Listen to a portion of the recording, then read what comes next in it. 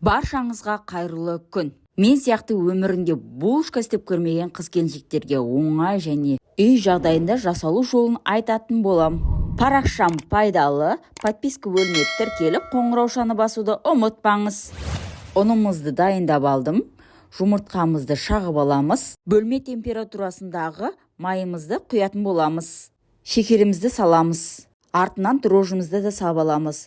Жылы сүтімізді құятын боламыз. Араластырып, қамыр қып илейтін боламыз. Басқа ұнның қажеті жоқ, осымен өзі иленеді. Астына жазып қойдым қанша грамм салғанымды. Пищевой пленкамен бетін жап қойсаңыздар да болады, мен пакетке жауып қойдым. 1 сағатта дайын болады. Начинкасына творогымды дайындап қойдым, жұмыртқаны, шекерімізді салып, крахмалымызды салатын боламыз. Қасығымыздың көмегімен араластырып аламыз. Блендеріміздің көмегімен бір масса болғанша араластыратын боламыз. 1 сағатта осылай ашыды.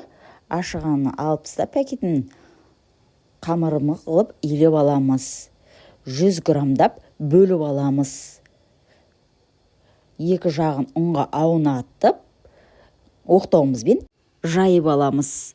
Пышақтың көмегімен 4 жағын кесеміз. Ортасына творог саламыз. Мен 1,5 қасық салдым дәу қасықтан. Солай 2 қарама-қарсы жағын қылып, гүл пішінде қылып істейміз. Тағы бір рет көрсетейін. Мектепке баратын балдарыңызға дайындап берсеңіздер болады. Парақшам пайдалы. Мені жоғалтпау үшін подписка бөліне тіркеліп, қоңыраушаны басуды ұмытпаңыз. Құрбыларыңызбен бөлісіңіз менің парақшамда. 15 минутқа бетін жауып қоямыз. 15 минуттан кейін бетін ашып, булочкамыздың бетіне бір жұмыртқаны алып, жағатын боламыз. Көрініп тұрған жерлерін барлығына жағып шығамыз. Күнжіт септім, ағында қарасында қолдансаңыздар болады. Қызып тұрған пешкімізде 30 минут жіберетін боламыз. Оля, осындай мамық әдемі булочка дайын болды. Қараңыздар, керемет, жұмсақ боп пісті. Осы тестамен пайдаланып көріңіздер.